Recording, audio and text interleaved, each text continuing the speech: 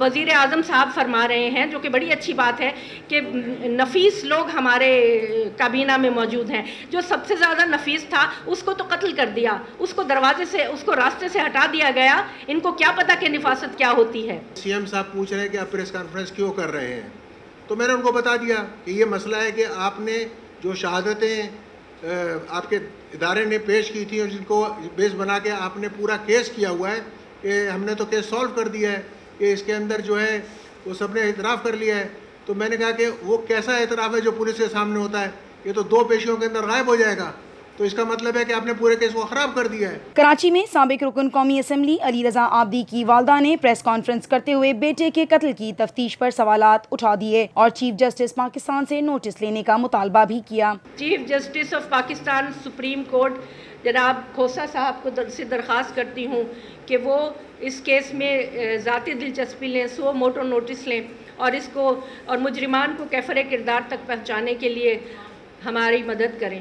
گرفتار ملزمان کا مجسٹریٹ کے سامنے بیان ریکارڈ نہیں کیا. تفتیشی ادارے سے کوئی امید نہیں ہے. انہوں نے مطالبہ کیا ایک اعلیٰ سطح کی تفتیشی ٹیم تشکیل دی جائے. تفتیشی ادارہ بہت بے دلی سے اس کیس پر کام کر رہا ہے اور یہ کہ ادارہ قاتلوں کو بچانے کی کوشش کر رہا ہے اور اس شدید جرم کو چھپانے کی کوشش کر رہا ہے.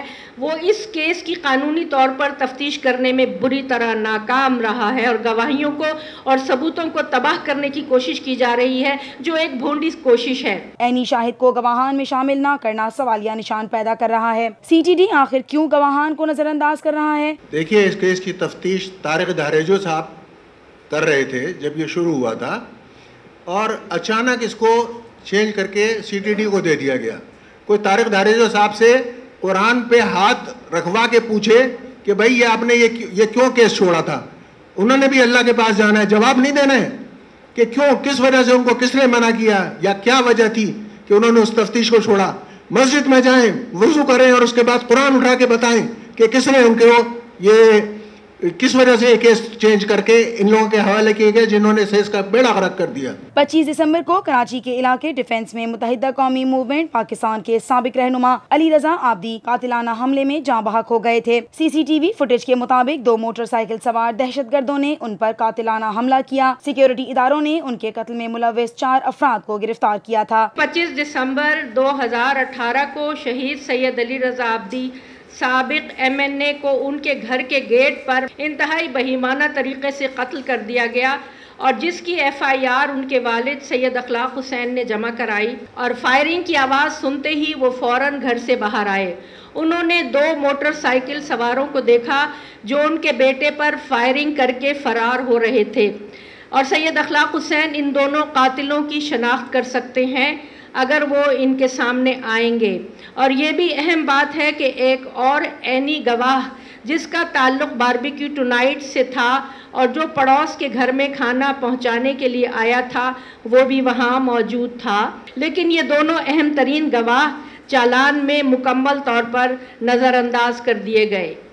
مشترکہ تحقیقاتی ادارے نے جس کی سربراہی S S P south Mr Pir Muhammad Shah نے کی تفتیش شروع کی، لیکن اس کا کوئی نتیجہ نہیں نکلا. ملزم فاروق نے اعتراف کیا کہ وہ اپنے حقیقی بھائی مصطفیٰ الیاس کالی چرن، بلال، حسنین، ابوبکر، فیضان، محمد غزالی اور عبدالحسیب کے ساتھ سابق ایم این اے شہید سید علی رضا عابدی کی جاسوسی یعنی ان کے تعاقب میں مصروف تھا اور یہ بھی بتایا کہ منصوبہ بندی کے بعد انہوں نے سید علی رضا عابدی کو قتل کر دیا. اہم ملزم ایئرپورٹ سے بیرون ملک فرار ہونے کی کوشش کر رہا تھا جسے حراست میں لیا گیا. اس کی نشاندہی پر مزید 3 افراد کو گرفتار کیا گیا تھا. سابق ایم کیو ایم رہنما علی رضا قتل میں ملزمان سے تفتیش کے دوران انکشاف میں یہ بات بھی سامنے آئی تھی کہ لیاری سے تعلق رکھنے والی 11 رکنی ٹیم سابق ایم این اے کے قتل میں ملوث ہے. ملزم غزالی نے یہ انکشاف کیا کہ ملزم محمد بلال نے آلہ قتل پستول دینے کے لیے اسے چیل چوک بلایا اور آلہ قتل اس کے حوالے کیا جو اس کے پاس 3 دن رہا اور 3 دن کے بعد بلال نے فون کیا کہ آلہ قتل یعنی پستول لیاری کے آنکھوں کے ہسپتال میں فیضان کو دے دے. ملزم نے عبدالحسیب نے اپنے جرم کا اعتراف کیا کہ ملزم مصطفیٰ کے کہنے پر وہ حسینی بلڈ بینک گیا اور اس کے ساتھ اس کا کزن بھی تھا جہاں ایک نامعلوم شخص نے اسے 8 لاکھ روپے دیے जो अब्दुल हसीद ने मुस्तफ़ा को दिए।